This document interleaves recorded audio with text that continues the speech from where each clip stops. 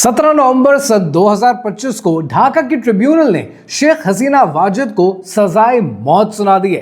नहीं, मैं नहीं मानता।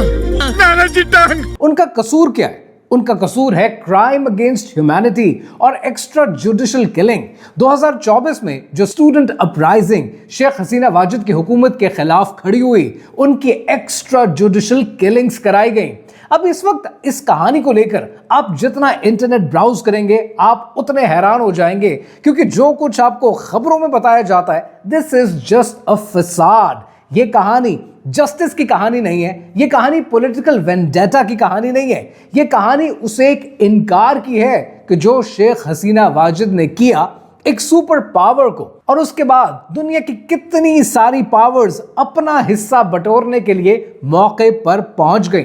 इस वक्त मैं इंडिया के यूट्यूबर्स को देख रहा हूं और लिटरली मुझे हैरानगी हो रही है, क्योंकि बार बार शेख हसीना वाजिद को लेकर 1971 को कोट किया जाता है, 1971 की एट्रॉसिटीज। यार इस तरह तो कोई एक्स के रिलेशनशिप में भी नहीं करता कि कहीं कोई दो प्यार करने वाले बांग्लादेश और पाकिस्तान पास क्यों आ रहे हैं, करीब क्यों आ रहे हैं। इनको पुराने वाकयात याद कराओ कि तुम्हारे एक्स ने तुम्हारे साथ क्या किया था।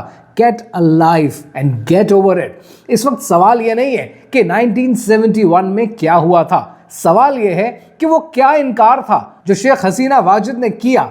चाइना इस सारी कहानी से क्या हासिल करना चाह रहा है, इंडिया लूजिंग एंड पर कैसे आ चुका है, और क्यों पाकिस्तान और बांग्लादेश 50 साल के बाद दोबारा एक दूसरे के साथ इस ब्रोमांस के रिलेशनशिप में आ रहे हैं।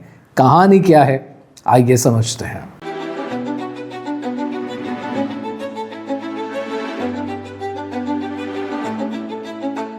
शेख हसीना वाजिद का डाउनफॉल एक दिन में नहीं हुआ, 15 साल लगे।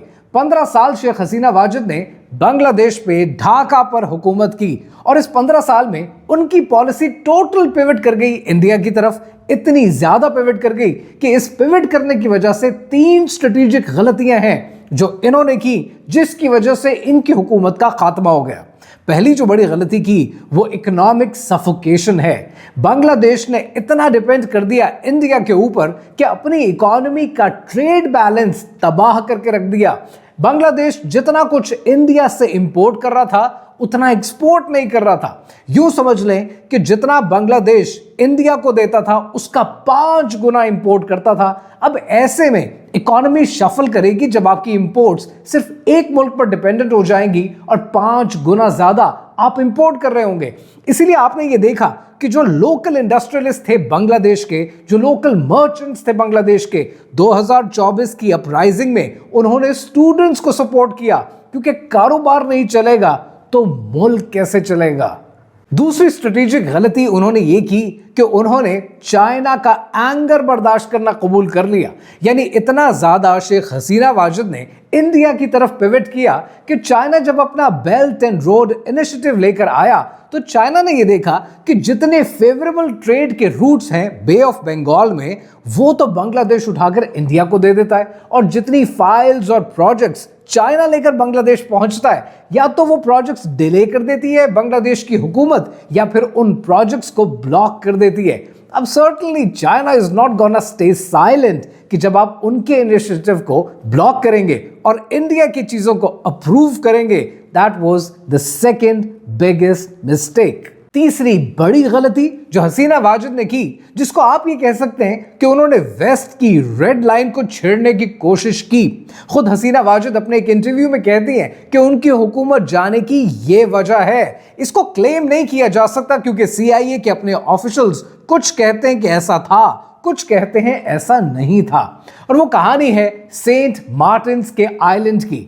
3 किलोमीटर का ये जो एरिया है, ये बड़ा इंपॉर्टेंस रखता है जियोपॉलिटिक्स में, क्योंकि ये बे ऑफ बंगाल में मौजूद है और ये चाइना की सप्लाई लाइन को कभी भी रोक सकता है। यूनाइटेड स्टेट्स इस इलाके में अपनी बेस बनाना चाहता था, एक टेम्पररी पोस्ट क्रिएट करना चाहता था। इस मिलिट्री पोस्ट को उन्होंने रिक्वेस्ट किया 2023 में, और 2023 में हसीना वाजिद ने सेंट मार्टिन के इस आइलैंड को अमेरिका को देने से इनकार कर दिया। और उसकी वजह यह थी कि इंडिया नहीं चाहता कि अमेरिका की कोई भी बेस इस रीजन में बन सके।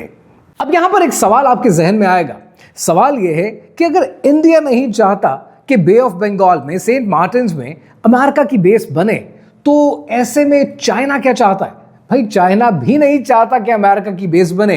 और जियोपॉलिटिक्स में कई बार ऐसे होता है कि एक पर्टिकुलर मोटिव से, एक पर्टिकुलर इनिशिएटिव से कई सारे प्लेयर्स को फायदा हो रहा होता है, और जहां पर कई सारे प्लेयर्स आपसे नाराज हो जाएं, तब आपका बका नहीं रहता, आप बाकी नहीं रहते। और यही कहानी हुई, और आपने ये देखा कि 2021 में रैब के नाम पर ह्यूमन राइट्स के इशू बनाते हुए यूनाइटेड स्टेट्स ने बांग्लादेश के ऊपर सैंक्शंस लगाई, और 2023 में फिर आपने देखा कि ब्रॉड सैंक्शंस लगाई गई वीजास के ऊपर, और वीजास को रोका गया। और फिर 2023 के अंदर ही सेंट मार्टिन्स आइलैंड की रिक्वेस्ट की गई, जिसको हसीना वाजिद ने रिजेक्ट कर दिया, और फिर अमेरिका ने हर तरह की सपोर्ट बंद कर दी। तो जब सपोर्ट बंद होती है तब क्या होता है?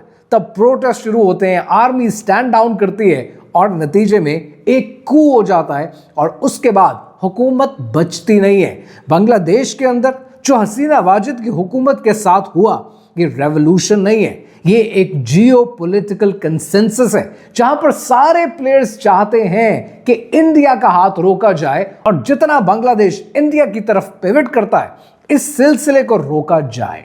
अब यहां पर एक सवाल बनता है कि चाइना इस सारी कहानी से क्या हासिल करने की कोशिश कर रहा है?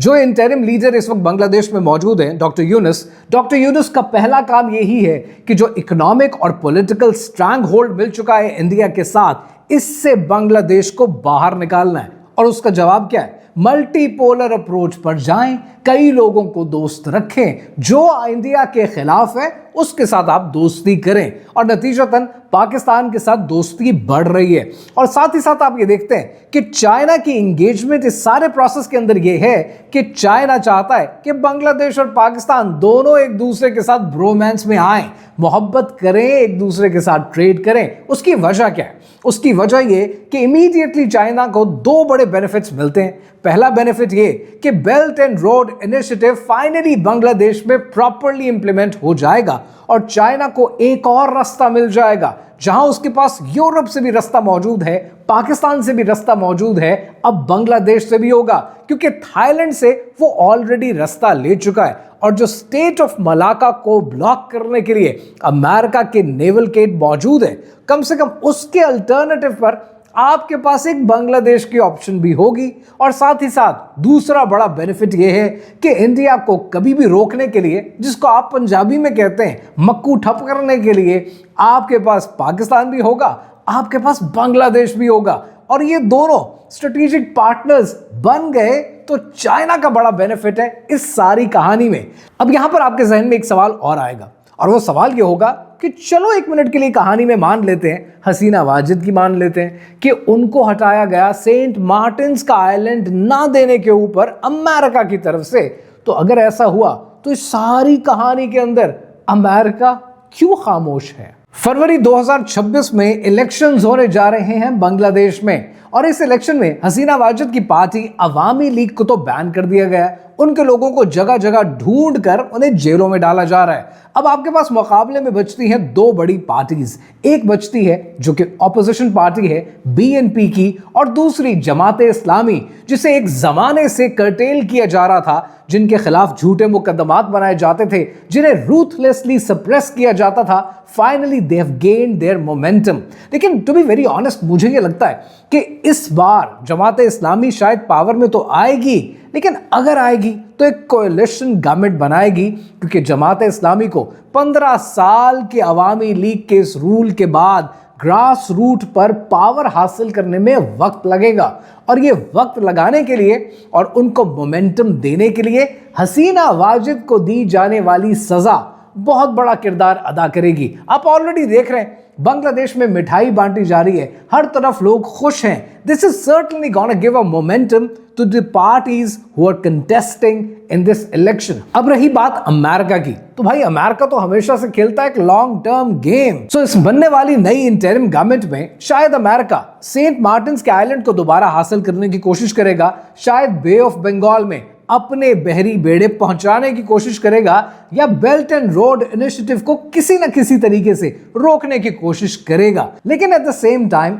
एक चीज जो यूनाइटेड स्टेट्स ने हासिल कर ली है वो one less player in this geopolitical ball game है और वो इंडिया को आउट करना है, क्योंकि इंडिया इस वक्त एक मुश्किल में फंस चुका है। It's right now facing its own created dilemma. अगर इंडिया, जिसका ऑलरेडी एक्स्ट्राडिशन ट्रीटी है बांग्लादेश के साथ, अगर इंडिया शेख हसीना वाजिद को वापस बांग्लादेश भेज देता है, बांग्लादेश की इस करंट इंटरिम हुकूमत को हैंड ओवर कर देता है, तो इंडिया को तो नुकसान उठाना पड़ेगा। इंडिया के पास बांग्लादेश की कोई फ्यूचर की गवर्नमेंट इन वेटिंग नहीं होगी, कोई पॉलिटिकल पावर नहीं होगी। इस सारी कहानी में India is at the losing and, क्योंकि इंडिया का ऑलरेडी एक्स्ट्राडिशन ट्रीटी है बांग्लादेश के साथ। यानी आपके मुजरिम हमारे यहां गिरफ्तार होंगे तो हम भेजेंगे, हमारे मुजरिम आपके यहां जाएंगे, गिरफ्तार होंगे आप भेजेंगे। ये दोनों के बीच में ये ट्रीटीज मौजूद हैं। लेकिन सवाल ये है, अगर इंडिया हसीना वाजिद को हैंड ओवर कर देता है इस इंटरिम गवर्नमेंट के, तो इंटरिम गवर्नमेंट से तो कुछ मिलने वाला है नहीं। इतने स्ट्रेटेजिक एलाय होने के बावजूद भी कोई अच्छी नजरों से तो देखा जाएगा नहीं। और इंडिया शेख हसीना वाजिद को हैंड ओवर करने के बाद गवर्नमेंट इन वेटिंग हसीना वाजिद की शक्ल में अपने हाथ से खो देगा और कल को कोई ट्रेटर, कोई गद्दार बनने के लिए तैयार ही नहीं होगा। सो इंडिया को तो नुकसान है वापस करने का। और अगर इंडिया अपने पास होस्ट करता है, जैसे कि इंडिया ने ऑलरेडी कर रखा है दिल्ली के अंदर मौजूद सेफ हाउस में, तो उसमें नुकसान यह है कि आपने करोड़ों की तादाद में बंगालियों को नाराज कर दिया। बांग्लादेश के लोग अब आपको यह कंसिडर करेंगे कि आप मास मर्डरर्स को प्रोटेक्शन देते हैं, उनकी एक सेफ हेवन है, तो आपका चेहरा दुनिया के सामने मजीद एक्सपोज होके आ जाएगा। और वैसे भी कुछ इसी किस्म का चेहरा ऑलरेडी इंडिया का है। सो अमेरिका को तो सूट करता है कि सारी जियोपॉलिटिकल गेम में एटलीस्ट एक प्लेयर तो कम हो गया। रही बात पाकिस्तान की, तो पाकिस्तान को डिफेंस में, बिजनेस में, इकोनॉमी में बांग्लादेश के साथ दोस्ती करने में बड़े फायदे हैं और ये दोस्ती ऑलरेडी हो रही है। आप ऑलरेडी देख रहे हैं कि फ्लाइट्स रिज्यूम हो चुकी हैं, वीजा फ्री करने की बातें की जा रही हैं। PNS सैफ ने चट्टग्राम में डॉक कर लिया है। दोनों मुल्कों के आर्मी चीफ इस्लामाबाद में मिल रहे हैं। JF-17 थंडर खरीदने की बातें हो रही हैं। There are lot of benefits.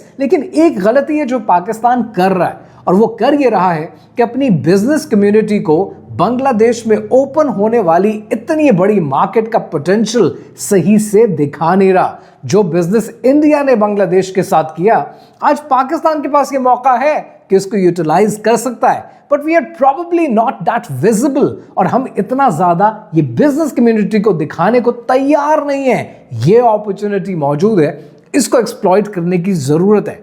दूसरी तरफ है इंडिया, जिसके पास मौजूद हसीना वाजिद एक पॉलिटिकल लाइबिलिटी बन चुकी है, एक डिप्लोमेटिक हेडेक है और एक लेगेसी है एंटी इंडिया सेंटिमेंट की, जो बांग्लादेश की आवाम कभी भूलेगी नहीं। इंडिया ने इस इलाके में अपने आप को बदमाश साबित करने के लिए कितनी कोशिशें की। आज जानबूझकर यूट्यूबर्स को पुश किया जा रहा है कि 1971 की एट्रॉसिटीज याद कराओ। कहानी गुजर चुकी है, 50 साल गुजर गए हैं, नई पौध आगे आ चुकी है और नए दौर में नए तरीके से नई मोहब्बतें इस्टैब्लिश हो रही हैं। The only thing I can say about India right now is के उलझा है पांव यार का जुल्फे दराज में, उलझा है पांव यार का जुल्फे दराज में, लो आप अपने दाम में सयाद आ गया।